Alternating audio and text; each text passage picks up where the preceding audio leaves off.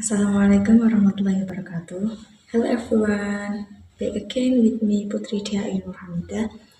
In this opportunity, I will explain and discuss about analytical exposition text.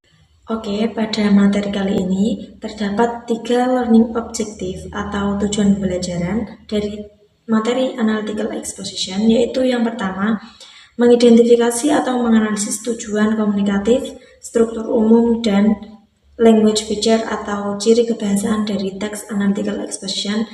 Yang kedua, menganalisis topik dan informasi terperinci dari contoh teks analytical exposition. Dan yang terakhir, menyusun atau belajar menulis teks analytical exposition dengan memperhatikan struktur umum, generic structure, atau language feature, ciri kebahasaan dari teks analytical exposition. Okay, before we go to the materials, let's look at the following picture. Nah, dari foto tersebut, apa sih permasalahan yang dapat kalian temukan? Dan kira-kira apa dampak dari permasalahan tersebut? Jawabannya, kalian bisa tulis di kolom komentar ya.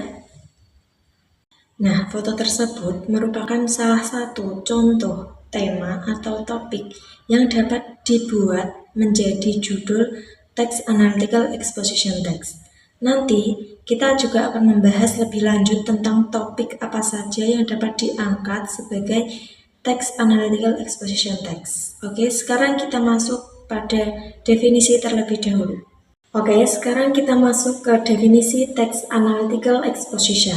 What is the definition of analytical exposition text? Analytical exposition text is a text that aims to convince readers of the truth of something by conveying logical opinion and arguments. And the purpose of this text is to persuade the reader to understand and agree with the author's argument or view. Jadi, analytical exposition merupakan jenis teks yang bertujuan untuk meyakinkan pembaca tentang suatu kebenaran yang disampaikan melalui opini atau argumen dalam sebuah tulisan. Lalu, tujuan dari teks tersebut adalah untuk mengajak pembaca untuk memahami dan setuju dengan argumen atau pandangan penulis yang dituangkan dalam bentuk teks analytical exposition tersebut. Nah, topik yang biasanya diangkat sebagai teks analytical exposition itu biasanya relate atau sesuai dengan masalah sosial, politik, lingkungan, kesehatan, atau pendidikan. Selanjutnya, kita masuk pada bagian struktur umum atau generic structure of analytical exposition text. Nah, di sini di teks analytical exposition itu terdapat 3 struktur umum atau generic structure. Yang pertama adalah tesis, yang kedua argumen, dan yang ketiga yaitu reiteration. Generic structure yang pertama yaitu tesis. Pada bagian tesis ini berisi tentang pengenalan topik atau permasalahan dan juga ungkapan pendapat dari penulis yang biasanya dicantumkan atau ditulis pada paragraf 1. Jadi paragraf 1 itu merupakan gambaran umum dari permasalahan yang nantinya akan dikembangkan pada bagian argumen. Nah, masuk pada argumen. Argumen ini berisi tentang alasan atau argumen yang mendukung pendapat atau permasalahan yang sudah disebutkan pada paragraf 1 yaitu tesis.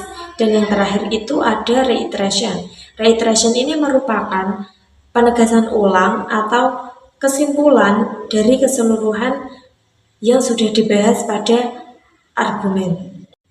Oke, selanjutnya yaitu language feature of analytical exposition text. Yang pertama, use simple present atau menggunakan simple present tense. Yang kedua, use connective conjunction atau menggunakan kata hubung konektif sebagai kata hubung antara argumen satu dengan yang lainnya, seperti firstly, in addition, moreover, on the other hand, however, etc. Yang ketiga, ada use model verbs atau kata kerja bantu yang digunakan untuk menunjukkan kemungkinan, keharusan, atau saran, seperti should, must, need to, have to, etc. Yang keempat, use cause and effect words such as because, despite, as a result, etc. Dan yang terakhir, use opinion words, yaitu kata atau frasa yang digunakan untuk mengungkapkan pendapat, keyakinan, atau penilaian pribadi, seperti seem, feel, think, know, realize, etc. Oke, berikut merupakan salah satu contoh teks analytical exposition yang di dalamnya juga sudah tertera bagian-bagian generic structure. Dapat dilihat dengan jelas, paragraf pertama yaitu menunjukkan bagian tesis, paragraf 2 dan 3 menunjukkan bagian argumen, dan paragraf terakhir yaitu reiteration. Sedikit penjelasan tambahan.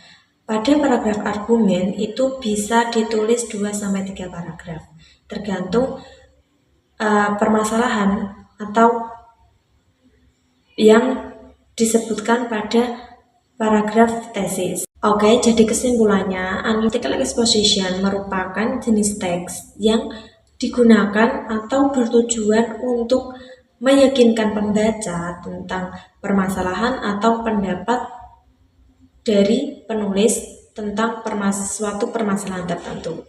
Nah, topik-topik yang biasanya diangkat sebagai judul itu biasanya sesuai dengan isu sosial, politik, pendidikan, lingkungan, dan yang lainnya. Oke, mungkin cukup penjelasan yang dapat saya berikan. Semoga bermanfaat dan dapat membantu kalian dalam belajar tentang teks analytical exposition. Jangan lupa tetap belajar dan selalu mengembangkan potensi kalian, terutama potensi menulis, dengan membaca ataupun mempelajari referensi-referensi lain. Jangan lupa berlatih. See you in the next video. Wassalamualaikum warahmatullahi wabarakatuh.